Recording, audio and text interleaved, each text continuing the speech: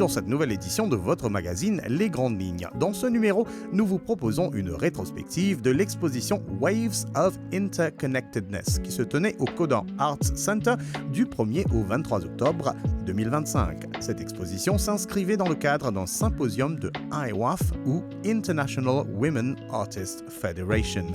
Angèle Angot, présidente de la branche mauricienne de cette organisation, accueillait une délégation d'artistes femmes du monde entier pour un calendrier d'activités très étoffé.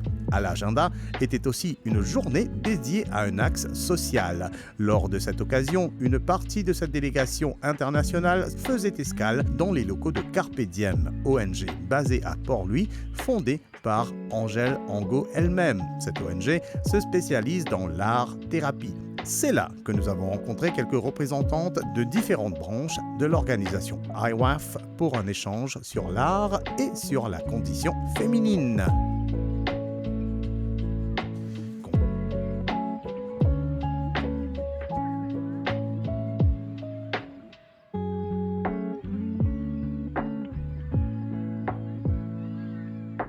C'est une édition qui se prépare depuis 2 ans. Depuis 2 ans, cette préparation a été faite, a été commencée. Le 1er octobre de l'année dernière, on a décidé qu'à partir du 1er octobre, pendant 1 an, on va travailler chaque jour sur l'événement de IWAF. Les artistes internationaux sont arrivés le 1er, la veille aussi le 30. Donc c'est du 30 au 8 octobre, pendant 8 jours. Et cet événement comporte plusieurs événements. Dans le même événement, la grande exposition au Codan Art Center, l'exposition des enfants qui ont été des enfants internationaux aussi. À chaque fois que IWAF se rencontre, les membres de IWAF se rencontrent dans un pays, il y a une conférence. Et puis on visite le pays, on a des échanges et aujourd'hui c'est le jour de social work. Il y a des artistes qui sont partis à SOS Poverty, d'autres artistes qui sont partis à l'école DAV à Port-Louis, d'autres artistes sont à Carpe Diem et il y a d'autres artistes qui sont dans le sud à planter des mangroves.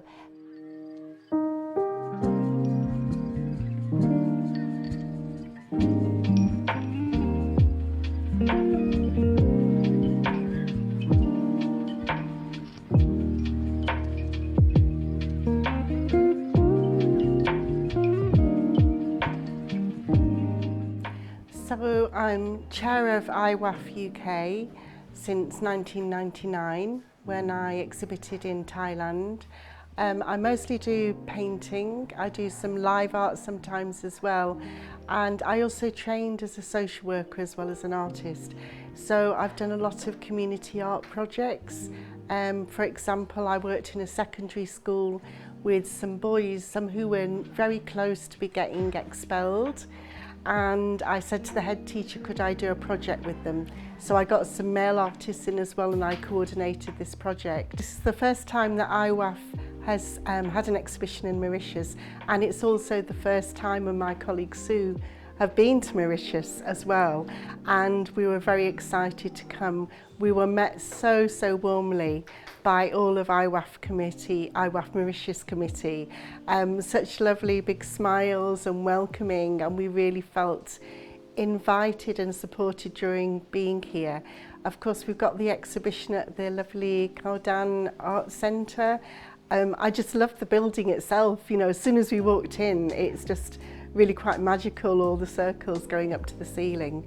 But the exhibition is very well presented. And it's also very special that Angèle Angot is the president here of IWAF Mauritius, because she's got the social work background as well. So I know some of the artists today have been able to work in schools with the children, and that has been really wonderful.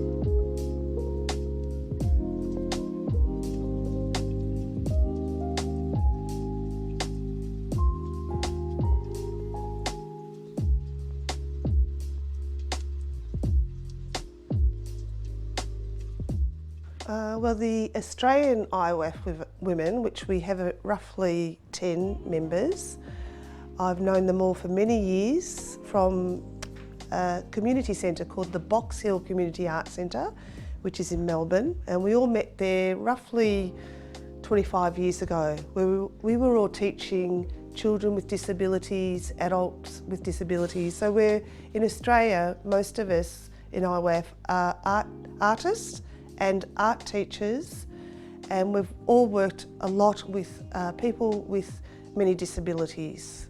So that's sort of how we met, and this is where I appreciated not only my colleagues, excellent artists, but they've also got good hearts and do community work in our own country. First of all, we've seen how our friend Angel Ango, who we met several years ago in a Russian version of IWAF in Moscow in 2019, now we have observed how through our one friend you can sort of learn about a nation, an island. So through Angel Ango we've met her work with Carpe Diem NGO, all her colleagues and volunteers from Carpe Diem and the amazing work that they do. And we've got to know all her friends that are artists through IWAF Mauritius. And at the conference the other day, the IWAF conference that was held at Le Jardin, beautiful hotel where we're staying, we learnt how Angel and her colleagues at Carpe Diem actually go to the prisons here and do very, very special work, very humanitarian work with women who are often totally ignored by society, even in Australia as well. So I've learnt a lot. I'm very touched by the work that the women here in Mauritius do, and I want to take that back when I go home and perhaps investigate if I can do some work in prisons as well. I've worked mostly with children with disabilities, aged from 5 to 18, and I still do that work, but I think I'd like to explore how does art therapy happen in Australian prisons for men and women. So yeah, we're learning from one another. We always learn from one another.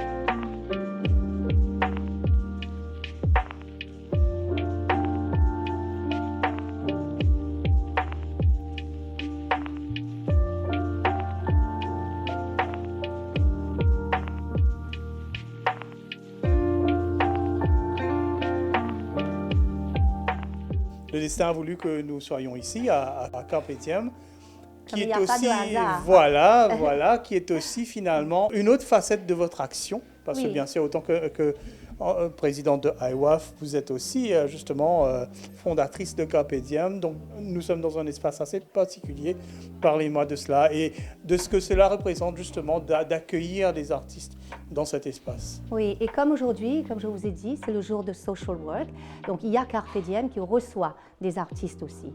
Et Carpe Diem a été fondé. Au fait, Carpe Diem, notre travail a commencé en 1999, lors de la grande réhabilitation, programme de réhabilitation dans les prisons à Maurice. Et là qu'on a commencé notre travail. Et c'est les mêmes personnes qui ont soutenu tout le temps depuis 1999 qui sont maintenant les membres du board de Carpe Diem. Et Carpe Diem, c'est une NGO. On se sert de l'art sous toutes ses formes. La musique, la danse, le slam, la littérature, l'écriture, le dessin, la peinture, la sculpture, sous toutes ses formes. On se sert de l'art comme un outil thérapeutique parce qu'on croit fermement que c'est un langage. C'est un langage que, je le dirais encore, qui apporte de la guérison.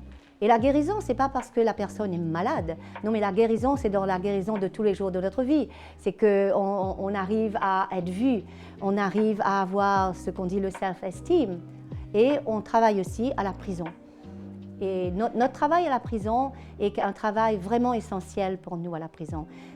On travaille en ce moment, on a travaillé dans les prisons des hommes, dans les prisons à Pointe-aux-Sables, etc. Et depuis quelques années, on travaille, on focus à la prison des femmes. Et là, à la prison des femmes, on voit vraiment le pouvoir de l'art. Mais j'allais vous demander justement, est-ce que, voilà, surtout à la prison des femmes, est-ce que lorsque justement une femme est... J'imagine qu'il n'y a pas un scénario type, Yeah. mais quel est en général l'état d'esprit d'une femme qui est en détention? Et est-ce que justement c'est facile de l'aider à se reconstruire? Est-ce Est-ce qu'il y a quelque chose qui crée un élément déclencheur? Comment ça se passe en fait d'atterrir là-dedans et de pouvoir se rebâtir par la suite? Qu'est-ce que cela demande en fait? Les sessions d'art-thérapie par rapport aux femmes, quand elles sont dans les sessions, les femmes qui sont à la prison, on peut dire qu'il y a, au fait, il y a un schéma qu'on voit, qu'il y a un schéma qui se fait. C'est qu'au début, il y a des femmes qui arrivent et qui sont silencieuses parce qu'elles ont été en silence pendant pas mal de temps. Et dès que c'est toujours ainsi, dès qu'on est devant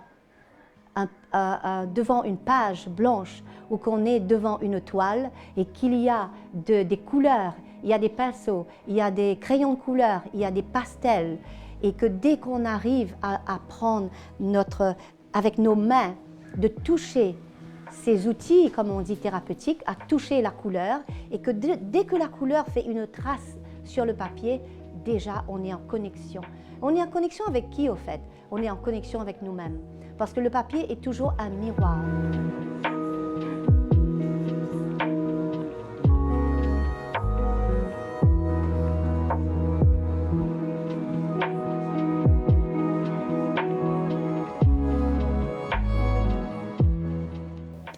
And today we happen to be at the Carpe Diem headquarters, so to speak, which is also Angel's childhood home. What is your experience of this place? Generosity starts at home, and as we've learnt today from Angel's beautiful mother up here, Julia Easton, she did social work in this very house. As my colleague Penny Lowe was saying from England, apparently there was children who were not very poor, that were poor, that lived down the street when Angel was a young girl, and Julia Easton fed the whole neighbourhood. So I think she must have been a very special woman, and we've all that's very touching for me to learn that happened in these very rooms, and it's continuing to this very day. And then we're all coming here to learn how, well, obviously it's influenced Angel because she's followed on in her mother's footsteps to become also a social worker and an artist. So, and also it's a very humble building, and it makes you feel very human because it's someone's home. So I'm quite emotional about it. Not only that, they've bought the house at the back, and that's going to be a halfway house for women when they get out of prison. So it's they're adjusting and moving forward all the time to help as the need arises. And the thing I've noticed about Mauritius since I've been here, I've only been here 4 days I think, or 5 days, is I've noticed you have many charities. When I'm driving around in the buses, I see NGO here, charity here, and I see that you're a society that looks after people that are less fortunate.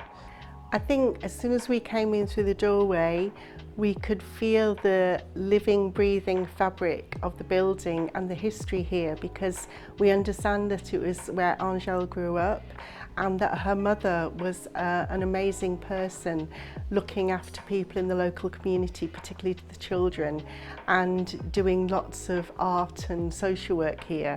And then it feels like Angel is just continuing that, you know, standing on the great shoulders of her mother.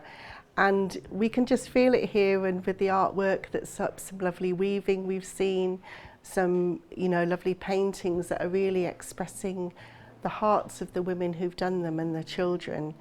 So I think we feel really at home. We had a lovely lunch here and we all sat around a big table, and that felt so fitting in this situation to all have lunch together and be sharing some lovely noodles and passing bowls to each other and helping each other to more food, etc.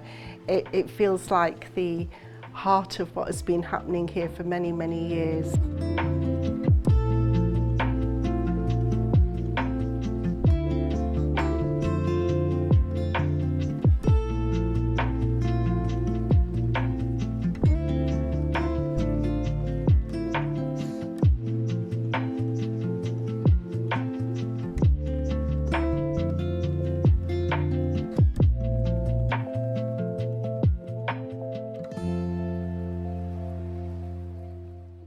So first, regarding your own artwork, so what is it about?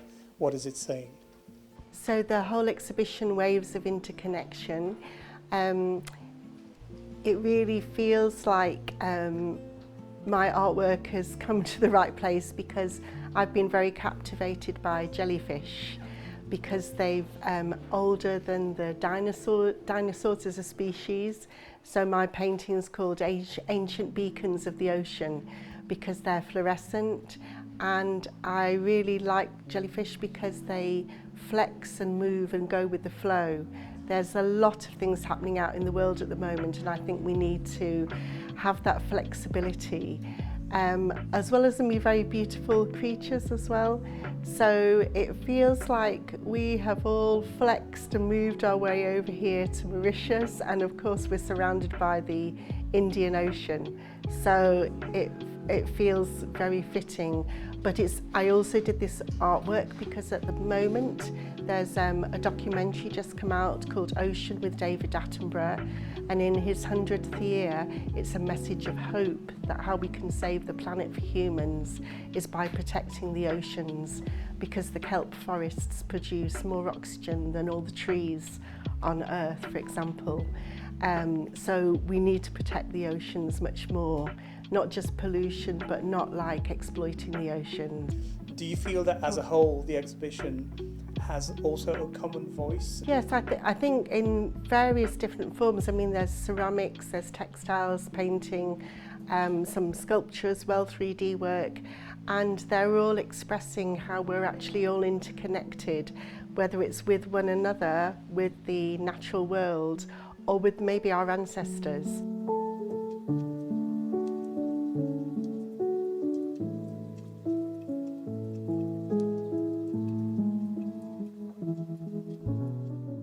Tell me very briefly about your art practice and about the work that you've chosen to exhibit at Codon. Okay, so I have done a painting. You'll see it in the catalogue, and maybe you'll go to the gallery. It's a very simple oil painting of a teapot on a table with 2 cups in front of it, and the reflection of the teacups in the teapot. And mine's called T is for together, T for together. So it's about the importance of sitting down with family and friends, anyone in need, sitting down, having that ritual of having we call it a cuppa in Australia. If someone's worried, we give them a cuppa. If someone's happy, we give them a cuppa, a cup of tea. And this ritual is around the whole world. All nations, all people will sit when something's wrong, when something's good, when you laugh, when you cry. You'll come to afternoon tea or morning tea, and that's the time and the space when we share connectedness. And the exhibition is called Waves of Interconnectedness. So I chose a very personal, home-based connectedness, and actually it fits very well coming here and learning about Julia Easton when she would have spread out pots of tea to lots of people in the community over many, many years.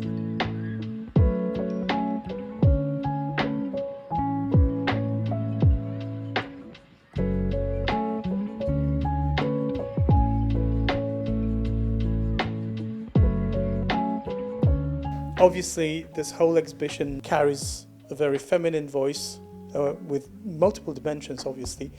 But how universal is the message? We have our collective aims, which is that we're a women's group for women and to promote women's art. That's one of our aims. And the other one is when we do these exhibitions, it is to spread international goodwill and hope to not one another, but the audience that comes. And we also like to make friendships. So that's the social side of our exhibitions. I used to live in Malaysia, and I met this woman in 1996 called Dr. Yang Chi Ling. And I guess at that time in Penang, there was a need to support women in many, many ways. Yang Chi Ling started this whole process to support women, because all women artists, and men artists, but particularly women artists, we need help to be acknowledged in the art world, because it's usually straight away people think of an artist as a man, and men do make a lot more money than women in the art world. So this is why we come together and we put on a really, as good as we can, a professional art exhibition. And that's, there's strength in numbers, and this is perhaps a womanly thing to come together.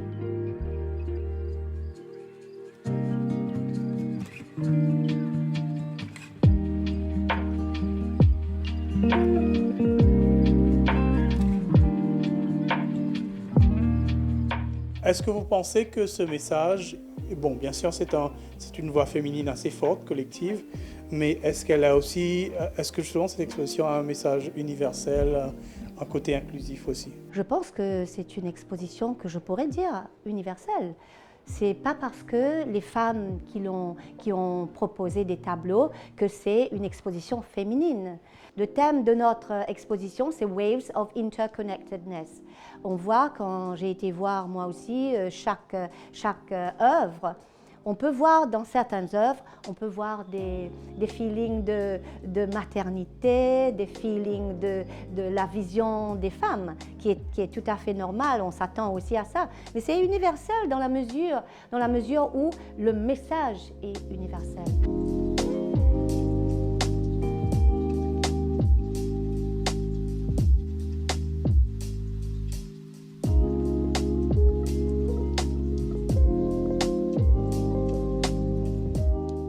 Why is it important to have this physical meeting place between people coming from different experiences, because obviously today, things can happen online, works can travel on their own, but actually taking the plane, going to a place, meeting somewhere, what does it bring about? How does it help each and everybody grow? Well, there's nothing better than meeting people in the flesh and coming to our conference and listening to like for Angel, to have that personal time where she was there in front of us with images of the women in prison in Mauritius speaking to us all. Nothing online, because we were able to instantly ask her questions and she was instantly able to answer everyone in the audience. That's one part. Also, we're all visual artists as well. We're all very good visual artists, and you can never, it's the same if I want to see a Frida Kahlo painting or a Picasso painting. Nothing is like seeing it in the book. You've got to go to a gallery. So we all want to see one another's artworks, and the best way to do that is we bring one artwork each in our suitcases. Actually there's I think more than 20 countries involved in. More than 20 countries have come here from around the globe to Mauritius, and we've all brought our artworks in our suitcases, and we've all been picked up beautifully at the airport, and our packages have come to the gallery. So it's very simple, but suddenly there's more than 70 artworks hanging on your gallery wall, and we want to see them. We want to get up close. You can't imagine the scale of some of the artworks or the colours or the textures. So this is, as artists, we grow from this in-life, in-person interaction. Rencontre fructueuse et riche en émotions certainement pour une première édition mauricienne du symposium de IWAF ou International Women Artists Federation. Sur une vingtaine de jours, l'île Maurice aura accueilli le monde au féminin en offrant une plateforme d'échange, de débat et de découverte par le biais de l'art. Fin de cette édition, on se retrouve bientôt, restez en ligne.